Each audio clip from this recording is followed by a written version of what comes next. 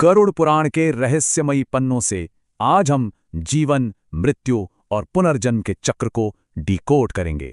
तो मृत्यु के बाद आत्मा का शरीर कौन तय करता है? सच तो यह है कि हमारे अपने ही कर्म।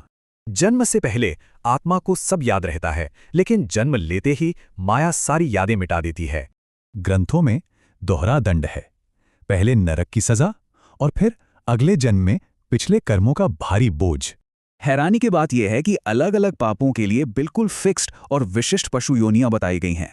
जैसे किसी का विश्वास तोड़ने या हमेशा गालियां देने पर गधे, बंदर या बकरे का जन्म तय माना जाता है। वहीं परिवार को सताने वालों को कछुए का शरीर मिलता है ताकि वो सदियों तक अपने किए की सजा काटें। पुरुष व्यभिचार की सजा और भी खौफनाक है। वापस इंसान बनने से पहले भेड़िया, कुत्ता और गिद्ध बनना करता है। गंभीर अपराधों और मर्यादाएं तोड़ने के परिणाम बेहद खौफनाक हैं। ऐसे में छिपकली या चमगादड़ जैसी योनि भुगतनी पड़ती है। धर्म का अपमान या बेवजह निंदा करने वाली आत्माएं अगले जन्मों में सम्मान से पूरी तरह वंचित रह जाती हैं। पिछले जन्म के ये कर्म इस जीवन में भयानक शारीरिक बीमारियों और कष्टों के रूप में भी लौटकर आते हैं। जैसे पिछले जन्म के अनुचित खानपान और पाप सीधे तौर पर इस जीवन की विशिष्ट बीमारियों से जुड़े होते हैं। इसी तरह अनुचित दान या वर्जित चीजों का सेवन अगले जन्म में भयानक शारीरिक कष्टों का कारण बनता है। इस चक्र को कैसे तोड़ें?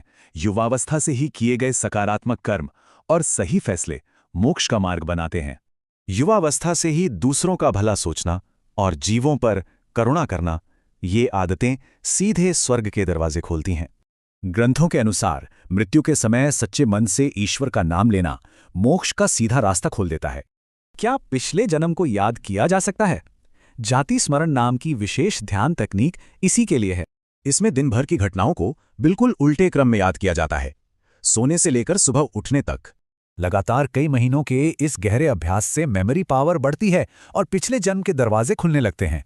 जब हर कर्म अगला जन्म तय करता है, तो आज के नैतिक फैसले भविष्य का कैसा रास्ता बना रहे हैं?